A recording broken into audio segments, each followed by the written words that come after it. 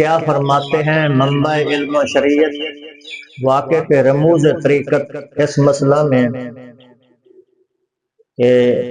علم تصوف کی اصل حقیقت اور مفہوم کیا ہے اور شریعت محمدی میں اس کی حیثیت کیا ہے؟ بسم اللہ الرحمن الرحیم، الصلاۃ والسلام علیک یا سیدی یا رسول اللہ وعلی آلک و صحابک یا سیدی یا حبیب اللہ۔ جہاں نبی پاک سے محبت، آل رسول سے محبت، مودت اور اصحاب رسول کا ادب احترام، علماء کرام سے بے پناہ ان کا رابطہ گائے بگائے یہ ہمیں سعادت عطا کرتے ہیں کہ چند باتیں جو شریعت مطہرہ، طریقت اور حقیقت کی اہم ضروری ہوتی ہیں ان کے متعلق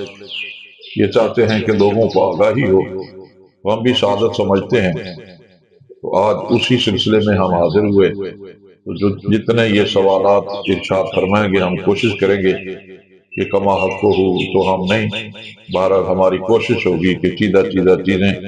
ہم آپ حضرات تک